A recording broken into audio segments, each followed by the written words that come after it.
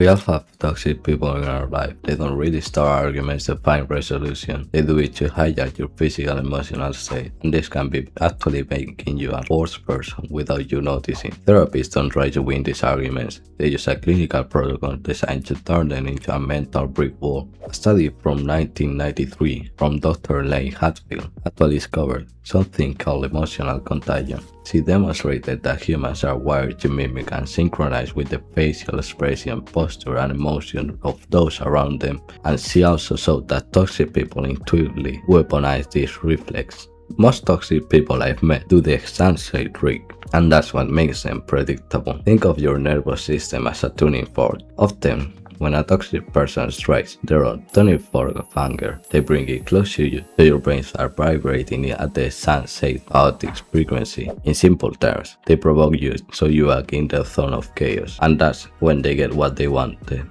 But what if you just didn't care about it? By the end of this video, you'll know what tricks work against toxic people and which doesn't, as well as a way to not ruin your day if a toxic person tries to provoke you.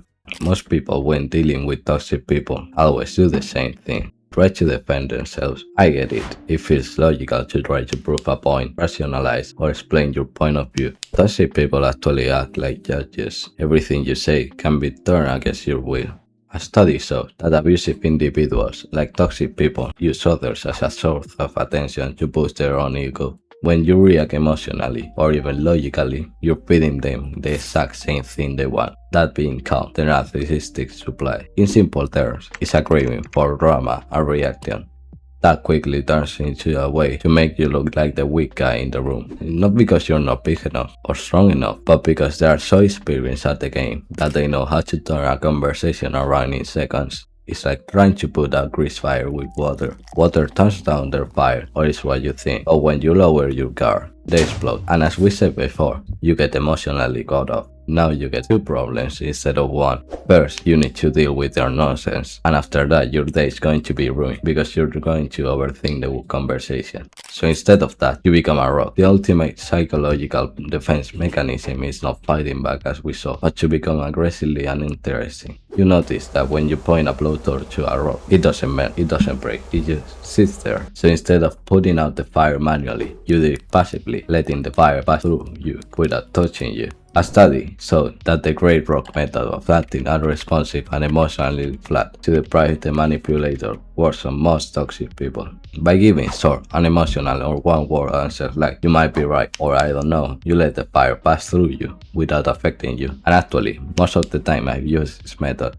They just move on after not getting the reward they wanted, usually looking for the next person that falls under psychological trap. You do not negotiate with a computer virus. You just install a firewall that blocks it from interacting with your system. So why should you interact with their fire instead of just becoming your average grey rock from your garden?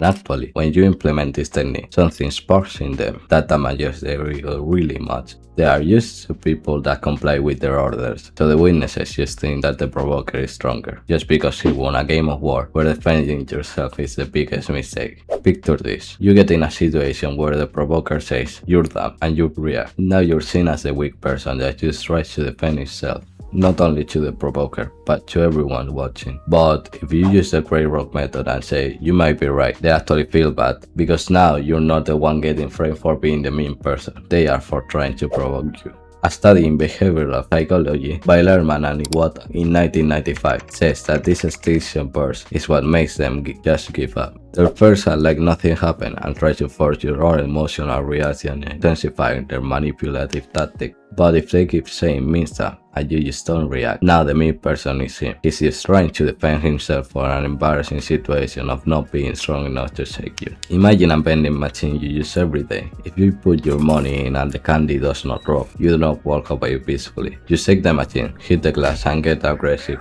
A toxic person will do the same. He'll violently shake you when you suddenly stop dropping their emotional candy, and when they see that the candy doesn't drop, they'll walk away, embarrassed of not being enough to shake you. The problem is that you can apply this step, but at the end of the day, you start thinking about what you could have done different. Engaging in toxic drama doesn't just ruin your moment, it ruins the rest of the day, because now you're conditioned by that behavior. A study by Dr. Sophie Leroy in 2009 identified a phenomenon called attention residue. When you get stuck into an argument, a portion of your cognitive capacity gets stuck processing the information. The toxic person drains your focus and energy, even when he's not provoking you. It's like leaving a heavy unoptimized app running in the background of your smartphone, even when your screen is low and that app is out of sight. It is rapidly draining your battery to zero. So instead of letting it keep pulling this energy from you, you spend 2 minutes writing down every replayed argument, insult, or unsaid response on a scrap paper.